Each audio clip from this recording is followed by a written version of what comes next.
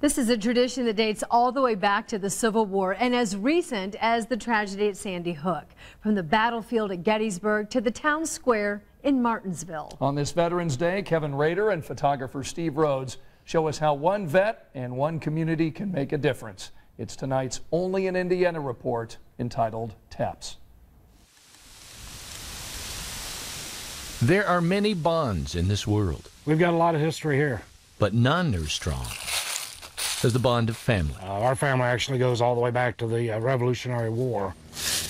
It is cemented in life and revered in death. Sometimes you don't have a choice but to fight for what you've got. My dad made sure that we knew that history and made sure that if we had the opportunity to serve, that we did serve. That opportunity for Bruce McKee scattered reports of multiple shootings came December 14th, 2012. Shook the entire country. The murder of 20 elementary school students and 6 teachers at Sandy Hook Elementary led him to answer a week-long nationwide call to action. He'd want all the buglers that could to go out for 7 days in a row and play taps at 7 p.m.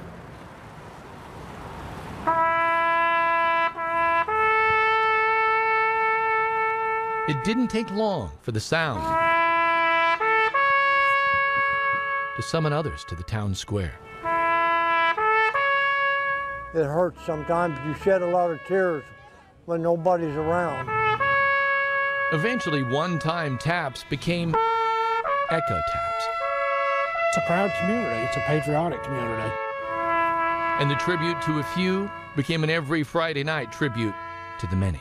Larry Miller, U.S. Army, Vietnam. It means the ones that they're playing taps for are not coming home. It means 89-year-old World War II veteran Minson Groves is here every week. Rowan Kinsinger, U.S. Army, Korea. As the weeks turn to months, Theodore Ted Davis, U.S. Navy, Korea. The months to seasons. Joseph Dale King, U.S. Air Force. The seasons to years. Howard W. Schrager, U.S. Army. And the names? May Barris. Just keep coming. Helen Bender. 150 and 200 names a week. Terrence Avery Green. Thousands of names have been read here. Officer Karen Long. Mostly seemingly anonymous, but not all. It's not just a name. Stephanie Ressler brought her family here. Mary Chambers. To hear her grandmother's name.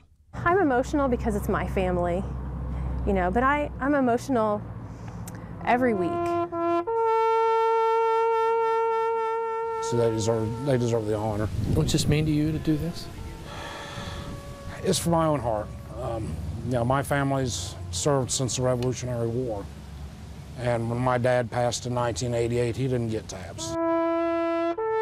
That's right. The man who played taps now for 149 consecutive Friday nights didn't play at the funeral for his own father because he couldn't. But I had cancer surgery on my tongue and throat, and when they did the surgery, they said, well, you're not going to speak properly again, you'll never sing properly again, you'll never play your trumpet again. God has different ideas for what you can and can't do, and I think his plan for me was to continue playing. It's one community's way of paying it forward, and one son's way of paying it back. I try to keep him proud of what I'm doing. Just hope I'm doing it. Kevin Rader, Channel 13, Eyewitness News.